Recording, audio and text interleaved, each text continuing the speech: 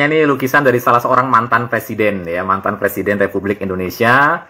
Dan saudara, saya tahu mantan presiden itu adalah sebetulnya lebih tepat bukan sebut sebagai mantan presiden ya, tapi presiden Indonesia yang kesekian begitu ya, presiden Indonesia yang kesekian, yang pasti bukan yang sekarang ya. Nah, saudara, saya tahu dia punya jiwa seni ya, beliau punya jiwa seni, tapi saya ketika tiba-tiba lukisan ini viral ya, saya cukup amazed sih, saya cukup merasa takjub begitu ya. Coba Anda lihat, ini lukisan realistis sekali, dan ini permainan kuasnya ini tentu sangat luar biasa sekali, saudara. Saya waktu di seminari, waktu kuliah STT ya, salah satu ekskul yang saya ikut itu melukis ya. Jadi saya tahu bagaimana nggak mudahnya untuk menyapu itu warna putih, kemudian dikombinasikan dengan warna-warna hijau kebiru-biruan, dan bagaimana supaya kelihatan realistik. Bagi saya ini sangat luar biasa sekali dan sangat amazing banget ya. Nah, saudara-saudara, jadi saya sangat salut ya buat talenta dari presiden kita yang kesekian itu ya. Nah, hari ini saya akan mengajak kita bicara soal talenta ya saudara, tapi akan saya kaitkan dengan satu poin penting di dalam kehidupan Kristen kita. Nah, bicara soal talenta, apa sih beda talenta dengan karunia?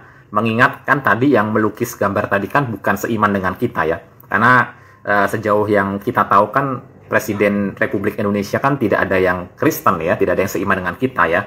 Pernah sih Indonesia dipimpin oleh satu pemimpin tertinggi yang beragama, kalau nggak salah ya beragama Kristen, tapi bukan dalam kondisi ketika kita sudah menjadi negara Kesatuan Republik Indonesia ya. Nah, tapi pada umumnya kan orang-orang yang bukan Kristen. Nah, jadi apa sih sebetulnya bedanya talenta dengan karunia? Nah, saudara, saya pernah khotbahkan tentang hal itu, ya, tapi mungkin saudara apakah masih ingat atau sudah lupa, saya tidak tahu. Nah, kira-kira ada yang bisa memberikan satu petunjuk nggak? Apa bedanya talenta dengan karunia? Karunia rohani secara khusus. Ada yang bisa mungkin ingat khotbah saya yang sebelumnya? Silakan. Ada yang ingat bedanya talenta dengan karunia?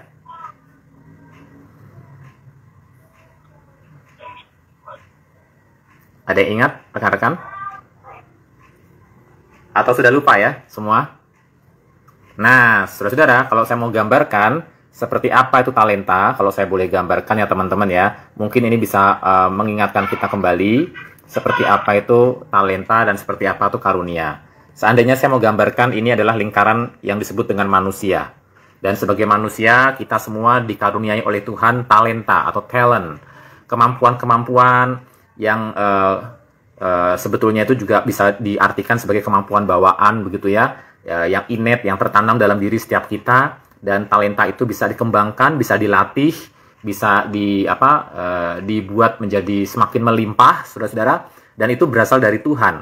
Nah, talenta-talenta itu adalah kemampuan-kemampuan yang Tuhan tanamkan dalam diri setiap orang berbeda-beda. Setiap orang punya potensi-potensi yang Tuhan tanamkan.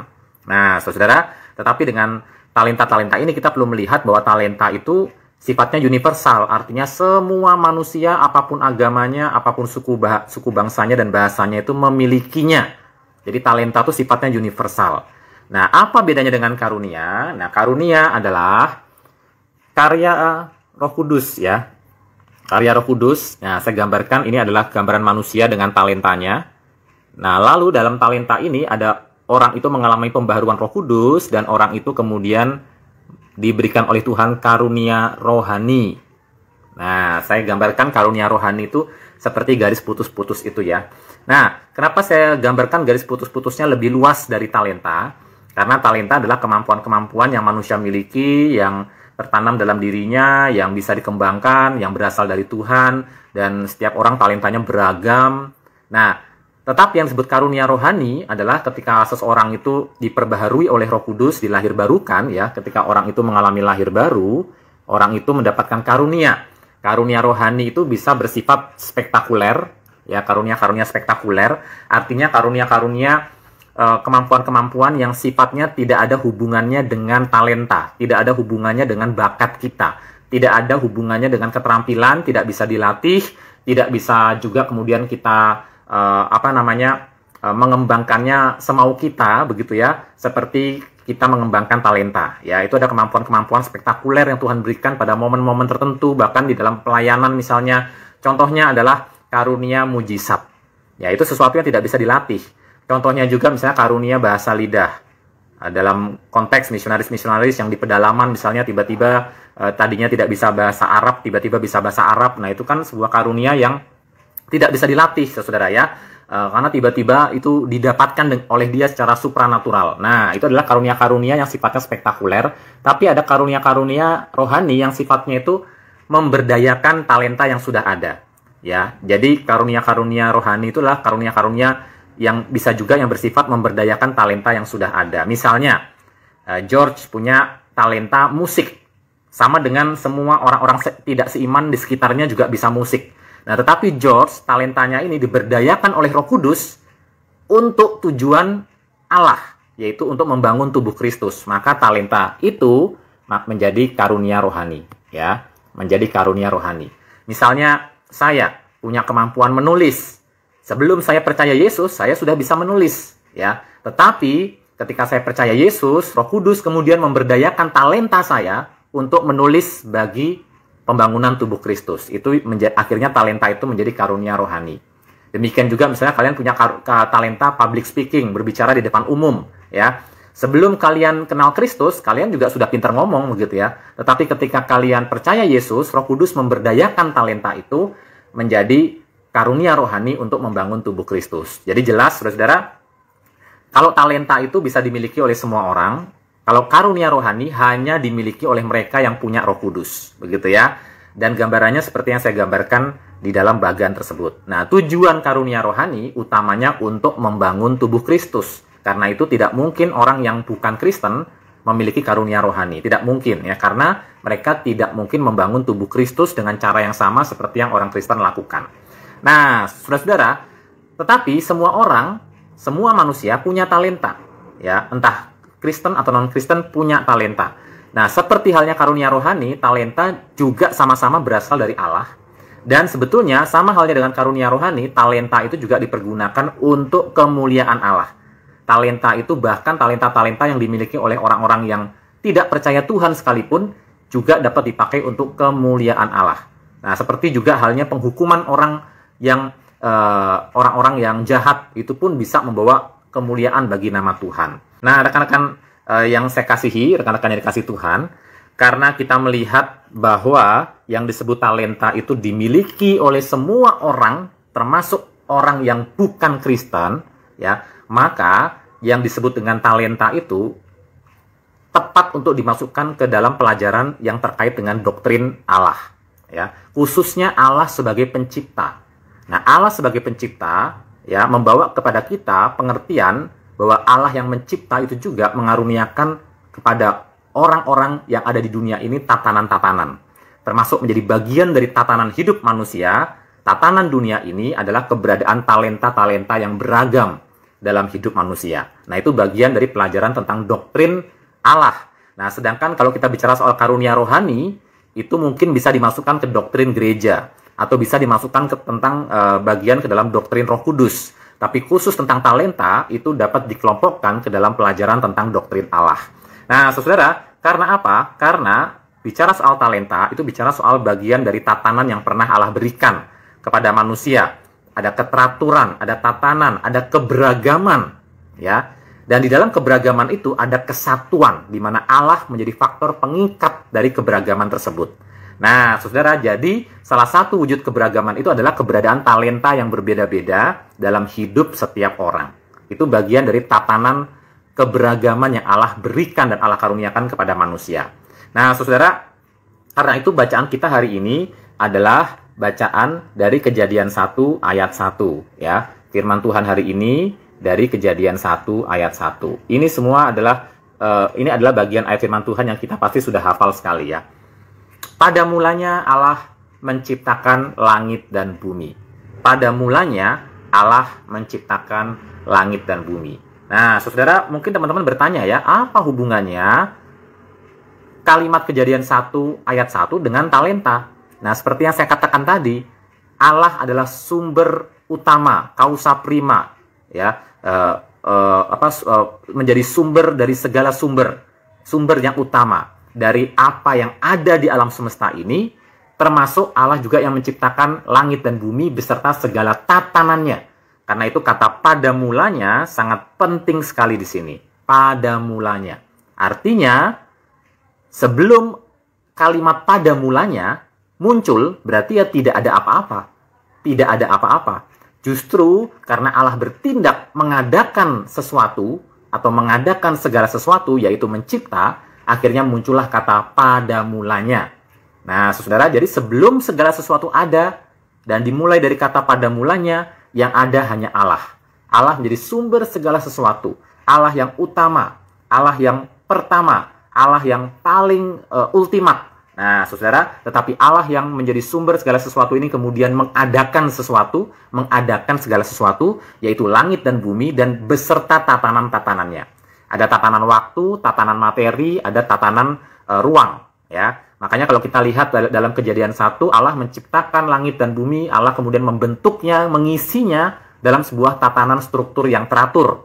Begitu ya. Kemudian Allah menciptakan manusia. Bahkan di dalam diri manusia sendiri ada tatanannya. Dan bahkan di dalam diri manusia sendiri, sama seperti di alam semesta, ada keberagaman, ada kesatuan. Dan salah satu keberagaman yang Allah hadirkan dalam diri manusia adalah talenta.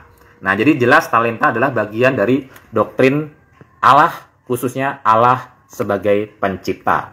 Nah, rekan-rekan yang dikasih Tuhan, saya akan mengutip sebuah perkataan dari seorang teolog bernama Herman Bavinck dari Belanda ya.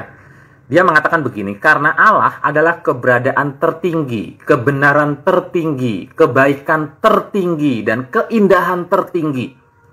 Itulah alasan ia menciptakan banyak ciptaan yang dalam taraf-taraf yang berbeda, berbagian di dalam keberadaan, kebenaran, kebaikan, dan keindahannya.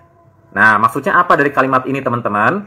Jadi, lewat talenta kita misalnya, kita itu berbagian di dalam keberadaan Allah, berbagian di dalam kebenaran Allah, berbagian di dalam kebaikan Allah, berbagian di dalam keindahan Allah, tetapi di dalam taraf-taraf yang berbeda-beda. Ya, ada orang-orang yang dikaruniai talenta dengan taraf yang sangat melimpah. Misalnya dalam diri satu orang, dia punya talenta matematika, tetapi pada saat yang sama dia adalah seorang seniman yang berbakat, bisa main musik. Tapi pada saat yang sama, dia juga adalah orang yang terampil dalam public speaking. Dia pandai berkata-kata di depan umum. Nah, sedangkan ada orang lain yang hanya punya satu talenta. Tapi talenta ini pun dia kembangkan, misalnya talenta bahasa ya. Hanya dengan satu talenta aja, dia bisa menguasai banyak bahasa, alias polyglot ya. Dia bisa menguasai banyak bahasa. Bahasa Perancis, bahasa Rusia, bahasa Inggris. Tapi talentanya cuma itu, cuma satu itu. Nah, saudara, ada juga orang lain yang benar-benar punya satu talenta, yang kelihatannya sangat sederhana, dia terampil memasak misalnya. Nah, itu talenta dia. Nah, saudara, jadi kita melihat ada orang juga yang punya talenta tidak terampil memasak, tapi dia punya keterampilan untuk mengecap. Jadi dia kalau dalam acara-acara kompetisi masak, mungkin dia, atau dalam acara-acara uji coba, dia termasuk yang dibayar mahal untuk mengecap, karena dia punya indera pengecapan sangat luar biasa, dan dia mengembangkan talenta itu. Nah, saudara, jadi orang-orang dengan segala macam talentanya berbagian di dalam kekayaan Allah, kekayaan ilahi, keindahan Allah, tetapi tarafnya berbeda-beda. Nah, Bavinck juga menulis ya, meskipun tulisan Bavinck ini sebetulnya tidak di dalam konteks bicara soal talenta ya, tapi soal struktur alam secara umum, tapi saya mengkhususkannya dalam pembahasan tentang talenta. Bavinck menulis bahwa Allah dalam kerelaannya membagikan hal-hal yang baik, dan yang dikarenakan hal tersebut merupakan manifestasi dari kesempurnaan-kesempurnaannya. Anda lihat, apapun talenta-talentamu, bahkan yang dikeluarkan oleh orang-orang yang tidak percaya Tuhan, itu memanifestasikan kesempurnaannya. Memanifestasikan kesempurnaan Allah. Kalau Anda melihat ada orang-orang yang bukan Kristen, tapi berhasil dengan talentanya mengembangkan teknologi robotik, teknologi mekanik, teknologi dunia digital misalnya ya. Dan Anda sangat terbantu dengan hal itu.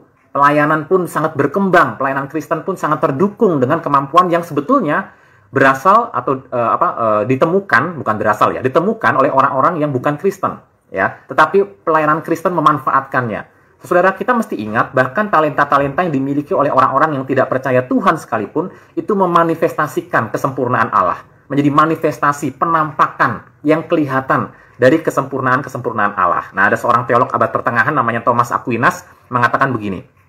Ya, dia membandingkan dunia itu dengan musik alat petik ya, dengan kunci-kunci akord yang sempurna. menghasilkan harmoni-harmoni yang harmoni-harmoninya menginterpretasikan bagi kita kemuliaan dan keterberkatan kehidupan ilahi. Betapa kehidupan ilahi itu begitu penuh berkat, ya, dan itu tampak dari dunia ini, tampak dari talenta-talenta yang orang-orang miliki. Ada seorang reformator Protestan bernama John Calvin menulis begini, tidak ada satu titik pun di dalam alam semesta, saya ulangi ya, tidak ada satu titik pun di dalam alam semesta di mana Anda tidak dapat melihat paling tidak, ya, percikan kemuliaannya, termasuk di dalam talenta-talenta yang dimiliki orang-orang yang tidak seiman sekalipun. Kita melihat percikan dari kemuliaan Allah. Nah, rekan-rekan, saudara ingat nggak betapa kita sangat kagum ya, karena keturunan Kain, kalau kita baca di dalam kitab Kejadian, keturunan Kain justru merupakan keturunan-keturunan yang menjadi pionir-pionir, ya, yang menjadi penemu, yang menjadi inovator-inovator.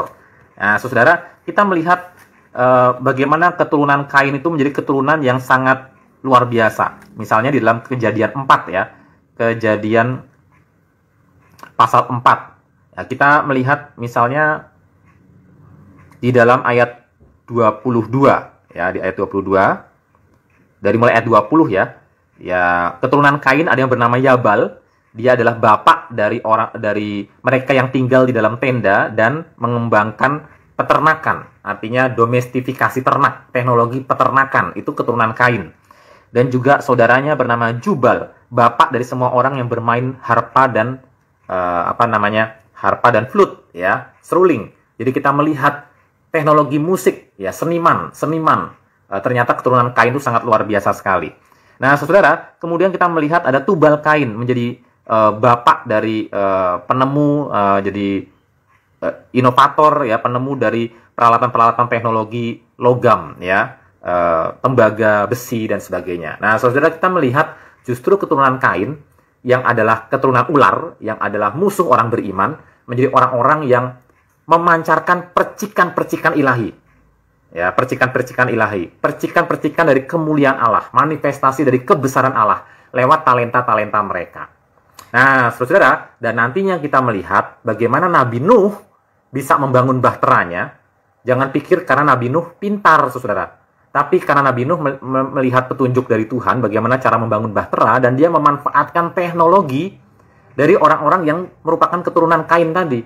Ya, saya percaya bahwa Nabi Nuh meskipun tidak dicatat ya, tetapi di dalam bahtera dia bisa memanfaatkan permainan musik, alat musik dari yang diciptakan dan ditemukan oleh keturunan Kain, sehingga perjalanan di dalam bahtera itu tidak menjadi terlalu membosankan, ada hiburan, saudara ya, karena sebelumnya sudah ada teknologi tentang seni musik yang ditemukan. Nah, jadi kita melihat bahkan untuk membangun bahtera, menjalani kehidupan di dalam bahtera, Nuh sangat bisa memanfaatkan teknologi dari keturunan Kain. Nah, talenta diberikan Allah berbeda-beda kepada setiap orang, seiman maupun tidak seiman, kepada Anda dan kepada saya. Nah, salah satu tujuan dari talenta diberikan Allah adalah untuk mendorong kita rendah hati. Rendah hati karena kita tahu bahwa ternyata kita tidak bisa semua-muanya sendiri. Ada orang lain yang punya kekhususan untuk mengerjakan hal itu. Dan kita harus rendah hati, membiarkan orang-orang bekerja sesuai bidangnya untuk melengkapi kita yang tidak mampu di bidang itu. Nah, teman-teman, kita dengan rendah hati membiarkan orang lain mengisi hidup kita dengan kekayaan yang berasal dari Tuhan, lewat percikan-percikan kemuliaan Allah dalam diri mereka, memperkaya hidup kita, membuat hidup kita tuh menjadi melimpah dengan hiburan, melimpah dengan segala hal macam yang indah, yang merupakan cerminan dari Allah juga. Nah, saudara, utamanya kita belajar rendah hati untuk mengembangkan sikap kedewasaan. Teman-teman tahu nggak salah satu ciri orang dewasa apa? Dulu orang berpikir ciri orang dewasa adalah mandiri. Tetapi perkembangan dunia psikologi kemudian menemukan ya, bahwa ciri orang dewasa bukan sekedar mandiri. Karena banyak orang mandiri tetapi akhirnya tidak butuh orang lain. Akhirnya dia menjadi tidak dewasa, begitu ya. Semua dikerjakan sendiri, dan akhirnya berantakan semua. Karena dia merasa dirinya mampu, tidak butuh orang lain. Nah, tetapi ciri orang dewasa, teman-teman, adalah orang yang mengembangkan mutual dependency. Apa itu mutual dependency? Mutual itu saling menguntungkan, dependency itu saling ketergantungan. Jadi orang-orang dewasa adalah orang-orang yang mampu menempatkan diri dan mampu belajar saling bergantung dengan orang lain secara saling menguntungkan. Artinya kita nggak merugikan orang lain, begitu ya. Bahkan sebetulnya kalau kita mau dirugikan nggak apa-apa lah. Yang penting orang lain jangan kita rugikan. Nah, saudara, jadi itulah ciri orang dewasa. Mampu mengembangkan sikap saling bergantung. Ya, kalau bisa saling menguntungkan, begitu. Mutual dependency. Nah, rekan-rekan, jadi kita melihat itulah ciri orang dewasa. Dan kita belajar rendah hati ketika kita menyadari bahwa setiap orang diberikan talenta yang beragam. Nah, namun sebetulnya ada hal lain yang bisa diperhitungkan juga sebagai alasan ya yang sungguh agung ya mengapa Allah itu memberikan talenta yang berbeda-beda kepada orang. Saya mengutip dari perkataan seorang penulis ya. Tidak ada apapun di dalam seluruh dunia yang lebih agung, lebih mulia, lebih indah, lebih bermanfaat dan lebih ilahi dari keragaman ya daripada keragaman unsur-unsur dunia itu sendiri. Termasuk talenta ya. Adanya perbedaan dan tatanan yang di dalamnya satu unsur kadang-kadang menjadi lebih mulia daripada unsur yang lain, dan satu unsur bergantung pada unsur yang lain, satu unsur tunduk kepada unsur yang lain, dan satu unsur menerima ketaatan dari unsur yang lain. Karena itu, dengan adanya keberagaman itu, muncul kemenarikan, muncul keindahan, dan keagungan seluruh dunia. Dari sana muncullah banyak kegunaan, faedah, dan manfaat bagi kita. Oleh karena itu, kebaikan, kemuliaan, hikmat, dan kuasa Allah bersinar dan dinyatakan secara gilang gemilang. Ya, ketika kita melihat ada keberagaman, termasuk keberagaman talenta yang dimiliki oleh kita dan orang lain, kita akan melihat sungguh banyaknya kegunaan, faedah, manfaat bagi kita, ya, tetapi juga memancarkan kebaikan, kemuliaan, hikmat, dan kuasa Allah yang bersinar dengan gemilang lewat keberagaman itu.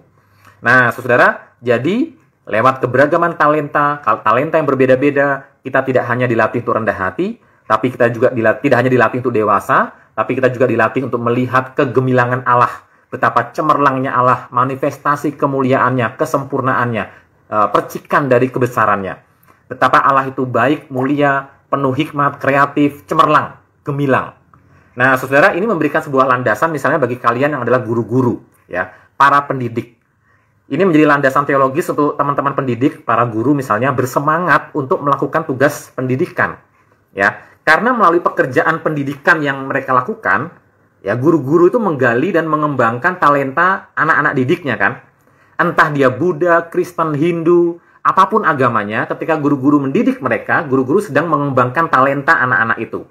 Nah, saudara, dan dengan talenta yang berkembang, mereka, siapapun orang itu dan apapun agamanya, melalui segala talenta mereka, kita melihat dan mereka memperlihatkan kebaikan, kemuliaan, hikmat, dan kuasa Allah bersinar dan dinyatakan dengan gilang gemilang.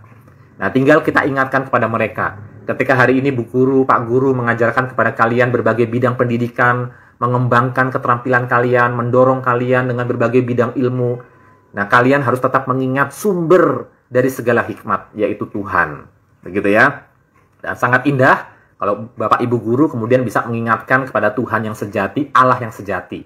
Jadi tidak hanya berhenti pada wahyu umum, tapi pada wahyu khusus yang kesempurnaannya menjadi nyata di dalam pribadi Tuhan Yesus Kristus yang telah mati dan bangkit. Oh, itu lebih indah lagi. Nah, saudara, ini juga memberikan landasan teologis ya, pelajaran tentang talenta dan Allah ini memberikan landasan teologis bagi setiap orang Kristen untuk mau bekerja sama, terbuka, bersikap inklusif, bekerja sama dengan orang dari berbagai kelompok dan latar belakang agama. Atau dari suku apapun juga, bekerja sama dalam hal pengembangan perkara-perkara baik melalui talenta-talenta yang dipadukan.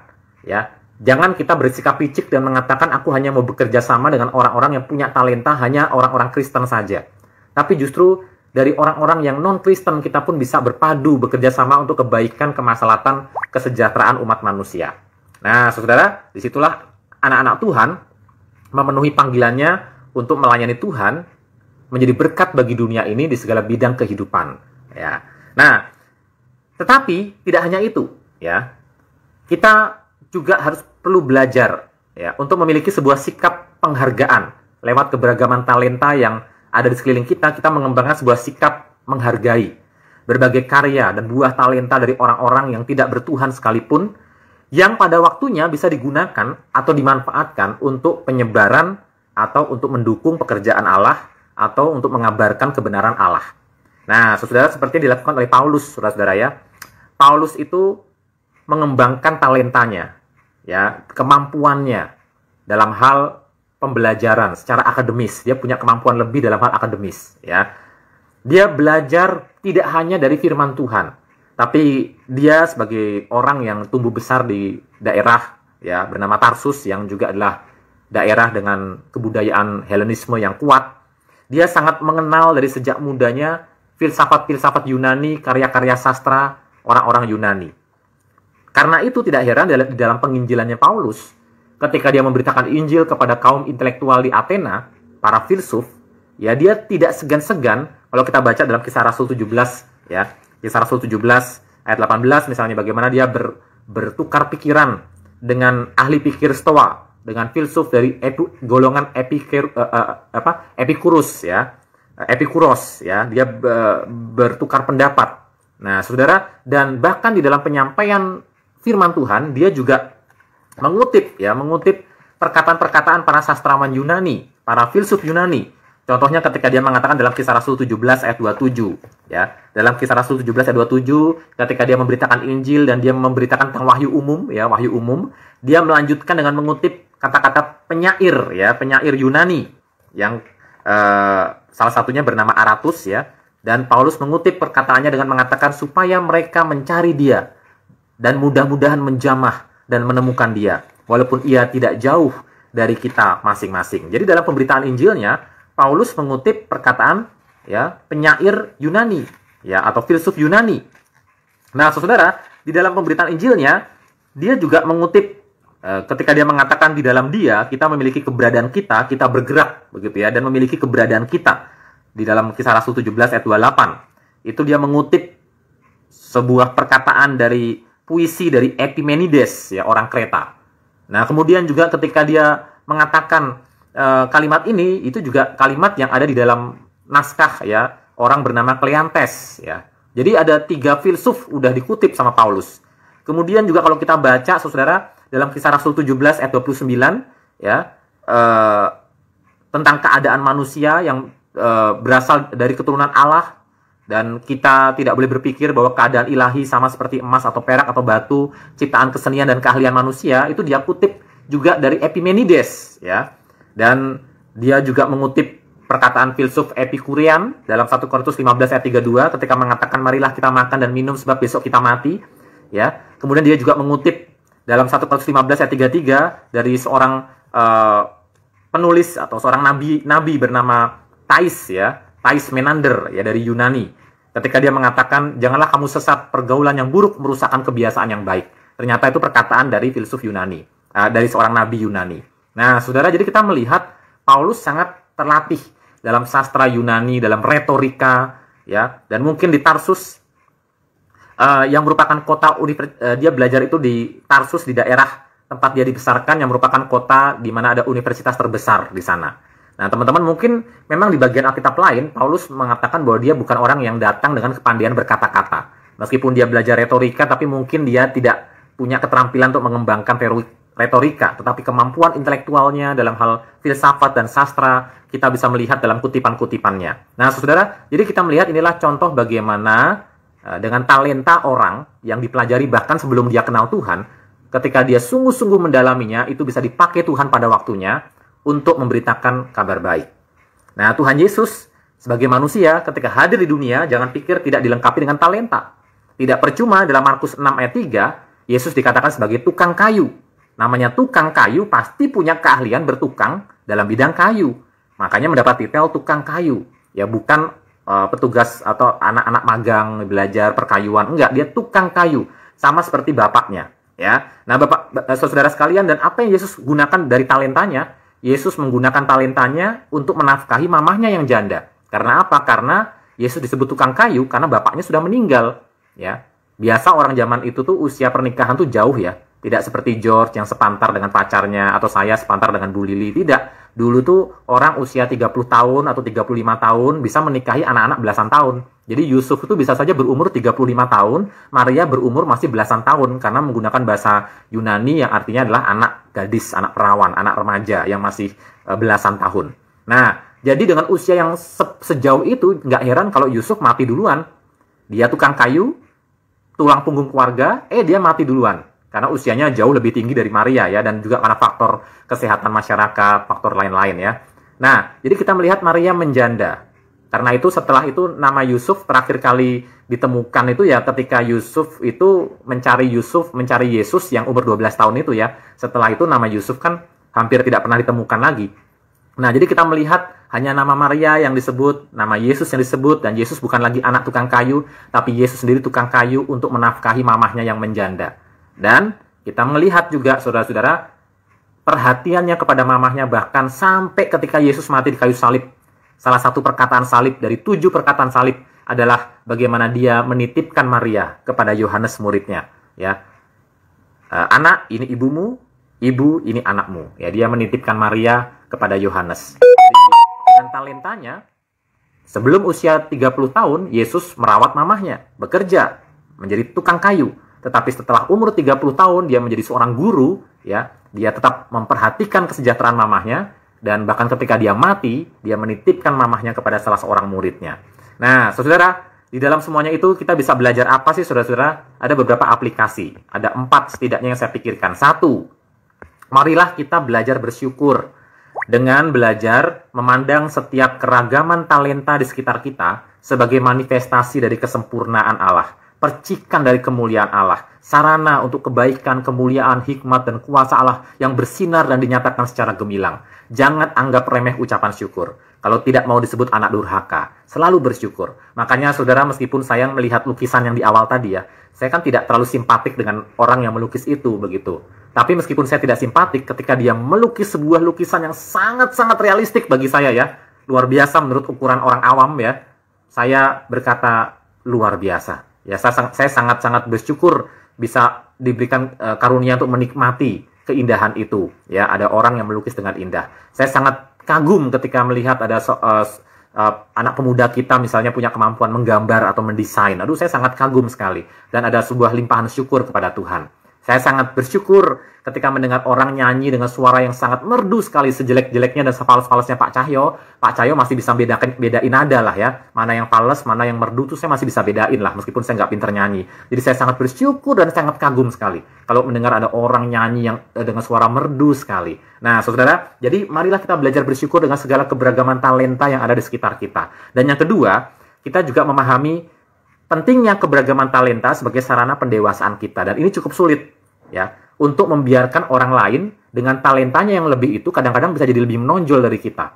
Ya, dalam komunitas kita hanya punya satu talenta. Kadang-kadang kita menjadi kurang dipandang dan kita merasa kadang-kadang gelisah, ingin tampil, ingin dianggap begitu ya. Kemudian kita melakukan aksi-aksi yang seolah-olah kita serba bisa dan akhirnya justru bikin berantakan pelayanan. Nah, saudara, kalau memang Anda punya talenta itu, kembangkan. Tapi kalau Anda tidak punya talenta itu, jangan paksakan diri, tapi izinkan orang lain yang mengisi Anda, memperkaya hidup Anda, memperkaya hidup komunitas Anda. Jadilah rendah hati, jadilah dewasa, dan kita mengembangkan mutual dependency, saling bergantung.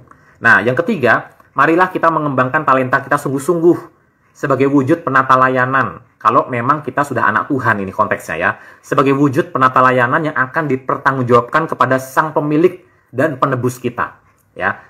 Jadi memang semua orang punya talenta, tapi khusus anak-anak Tuhan, talenta itu kita mengerti sebagai sarana untuk kita menunjukkan kesetiaan kita kepada Tuhan. Kalau dalam Matius 25 ayat 21, dalam perumpamaan talenta, apa yang Sang Tuan katakan kepada hambanya yang mengeksersis talentanya? Dia mengatakan begini, maka kata tuannya itu kepadanya, baik sekali perbuatanmu itu, hai hambaku yang baik dan setia. Engkau telah setia dalam perkara kecil, aku akan memberikan kepadamu tanggung jawab dalam perkara besar. Masuklah dan turutlah dalam kebahagiaan Tuanmu. Jadi pembicaraan soal talenta itu bukan hal remeh, saudara. Bukan hal sepele, bukan hal praktis semata. Karena dengan Anda menata pelayanan sesuai talenta Anda, disitulah penilaian Allah atas Anda itu akan dinyatakan Anda setia atau tidak setia. Nah, saudara, jadi kalau memang Anda punya talenta itu, setialah, kembangkan, dan kerjakan. Efesus 2 ayat 10 yang sudah dibahas oleh Pak Brando secara sekilas dalam khotbahnya.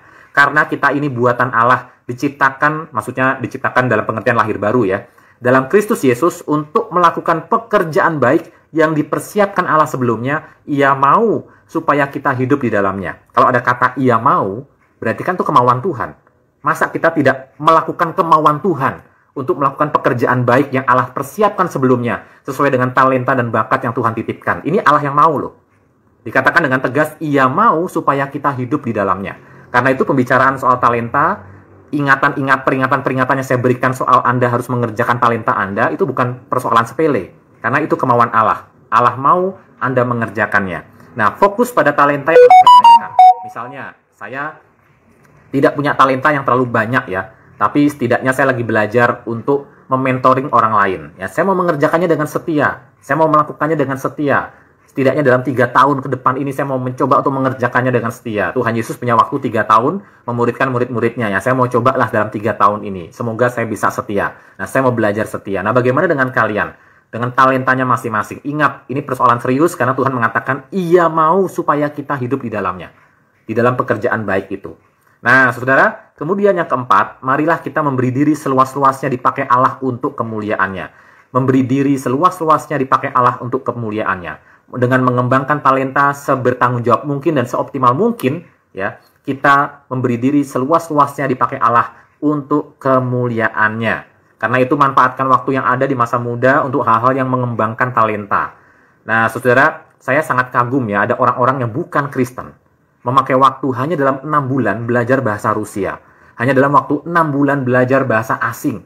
Bercakap-cakap dengan orang, bahkan kemudian bikin vlog sendiri dan viral, dan kemudian menjadi orang kaya, dan kemudian dia bisa memberkati keluarganya. Hanya 6 bulan. Masa pandemi kita sudah lewati selama 1 tahun lebih, begitu ya. Dalam 1 tahun lebih, kalau Anda pakai 6 bulan 1 bahasa, Anda harusnya sudah bisa 2 bahasa, bahkan mungkin sekarang beranjak ke bahasa ketiga. Tapi, apakah Anda memanfaatkan waktu pandemi untuk hal itu? Nah, saudara, memang di masa pandemi kita makin sibuk sih ya. Dalam pelayanan pun saya makin sibuk. Karena kelompok kecil yang saya pimpin aja sudah ada 5, dan sebentar lagi jadi 6 kelompok nih. Ya, jadi 1 minggu itu saya padat juga, belum mementori orang secara pribadi. Nah, tapi kalau Anda punya waktu luang, ya pakai itu untuk benar-benar mengembangkan bakat talenta Anda. Nah, saudara, seperti halnya seorang kartunis ya. Anda pernah lihat ini enggak? Instagram ya. Instagram saya tunjukkan akunnya ya. Akun Instagram ini penutup saya ya. Akun Instagram ya. Yang judulnya itu Rektun ya. Mungkin Anda pernah lihat ini, Rektuns ya. Ini saya sangat-sangat luar biasa kagum, tapi sekaligus juga bersyukur. Kagum, dan sebetulnya saya pengen bisa seperti dia ya, karena saya suka menulis dan saya pengen tulisan-tulisan saya diterbitkan dengan gambar-gambar kartun ya, tapi saya tidak punya kemampuan gambar semumpuni itu ya. Tapi saya melihat bagaimana orang ini mengembangkan talenta gambarnya untuk menjelaskan bahan-bahan katekisasi. Nah, dia dari aliran Reform Baptis ya, jadi dia membuat pelajaran-pelajaran katekisasi itu tapi dengan gambar. Dan akhirnya sudah dibukukan dan sudah dijual begitu ya. Aduh, saya sangat kagum sekali.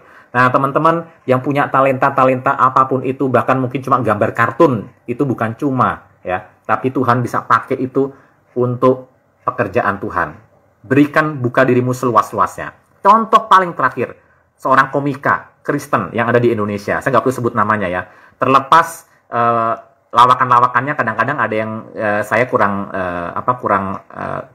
sejahtera begitu ya. Tetapi overall saya melihat ketulusan hatinya untuk memakai bakat dan kemampuannya untuk bersosialisasi dengan cara-cara yang jenaka. Dia bisa menyampaikan firman Tuhan, dia bisa menyampaikan prinsip-prinsip Kristen bahkan di depan seorang Deddy Kobuser. Ya, si komika ini tetap menyampaikan prinsip-prinsip firman Tuhan. Ketika diwawancarai oleh Deddy Kobuser, dia menyampaikan prinsip-prinsip firman Tuhan, ya, kebenaran nilai-nilai Kristen, yang bahkan dia mengutip ayat-ayat firman Tuhan. Dan biasanya saudara kita di Indonesia ya, sekali kita ngutip istilah Kristen saja, bukan ayat loh ya, kita ngutip bahkan kata Kristen saja atau istilah Kristen saja, biasanya orang agama lain tuh langsung sing gitu ya, ada perasaan, ih apa sih kok nyerempet-nyerempet agama, orang nggak nyaman. Tapi bayangkan ini komika ya, ini pelawak ini, stand up komedian ini bisa ngomongin ayat firman Tuhan, bisa ngomongin prinsip-prinsip dan nilai-nilai Kristen di depan vlognya Deddy Kobuser ya, ditonton oleh jutaan orang ya, tanpa menimbulkan rasa risih, malah dicintai. Ya, dicintai oleh banyak orang ya. Dicintai oleh banyak orang di tanah air kita di Indonesia ini. Nah, saudara, jangan anggap remeh talenta-talentamu ya, kembangkan itu jadi sarana untuk pelatihan karakter, kerendahan hati, tapi juga memuliakan Allah dan utamanya juga menjalani kehidupan Kristen kita yang sudah ditebus, melakukan pekerjaan-pekerjaan baik yang Allah tentukan sebelumnya, karena itu maunya Tuhan. Karena itu pelajaran ini adalah pelajaran yang sangat penting dan serius. Ya, nama Tuhan dimuliakan.